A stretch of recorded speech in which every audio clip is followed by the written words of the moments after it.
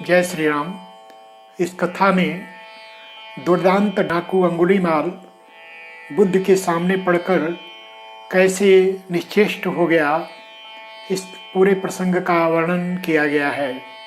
कहते हैं कि एक बड़ा भयानक प्रकृति का डाकू अंगुलीमाल, जिसने ये प्रतिज्ञा ले रखी थी कि मैं लोगों की लगातार हत्या करूंगा, ऐसे लोगों की हत्या करता और उनके हाथ की एक कनिष्ठिका उंगली, कानी उंगली को काट कर उसकी एक माला बना लेता।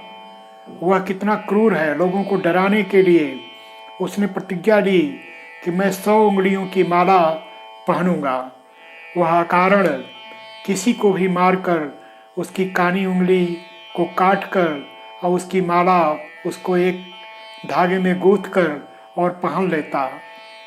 99 वध करने के बाद 99 उंगलियां उसके माले में स्थिर हो चली थीं।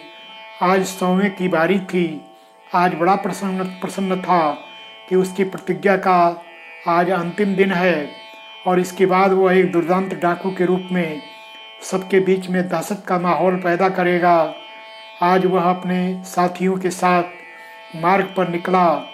वो सोचा कि जो भी पहला व्यक्ति मिलेगा उसको मैं मार डालूंगा, उसकी उंगली को काट कर उसकी माला पहनूंगा।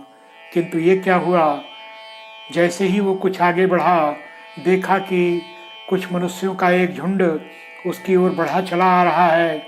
आगे जो व्यक्ति है वह कुछ विचित्र सा दिखाई पड़ता। उसके मुखमंडल से कुछ आभा निकलती, तेज निकलता। धीरे धीरे उसकी मन की क्रूरता समाप्त हुई। वह ज्यों-ज्यों उस व्यक्तित्व के निकट पहुंचता गया, उसके मन के विचार छीड़ होते गए। वह अपने को बहुत मनाया। वह सोचा कि आज यह प्रतिज्ञा पूर्ण करनी चाहिए। वह पास जाकर अपनी हिम्मत जुटाया और कहा, रुको, मैं तुम्हें मार कर अपने इस प्रतिज्ञा की पूर्ति करूंगा। 100वीं उंगली तुम्हारी होगी और उसे काट कर मैं इस माला को पहनकर अपने प्रतिज्ञा का पालन करूंगा।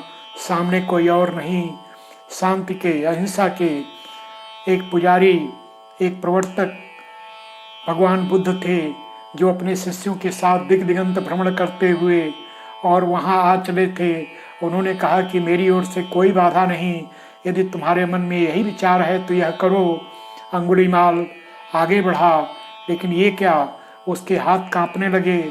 उसके हाथ से शस्त्र छूट गया और अंत में वह इतना कातर हो उठा कि उनके चरणों में गिर पड़ा। उसके मन के सारे क्रूरता के विचार समाप्त हो गए। बुद्ध के केवल संसर्ग में आने मात्र से अंगुलीमाल की क्रूरता समाप्त हुई।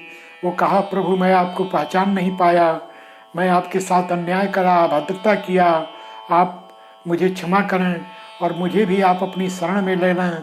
कहते हैं कि बुद्ध ने उसे अपने हाथों से उठाया, उसके मन की क्रूरता को समाप्त किया, उसके सिर पर हाथ फेरा और इस प्रकार वह अंगुलीमाल उनके भिक्षुओं की एक लंबी सूची में सम्मिलित हुआ। वह उस बौद्ध दल का, बौद्ध पंथ का प्रवर्तक समर्थक हुआ और उनके शिष्यों के साथ चल पड़ा। ऐसा दुर्दांत क्रूर डाकू अंगुलीमाल बुद्ध के संपर्क में आकर एक भिक्षु बना और वह शांति के पथ पर चल पड़ा।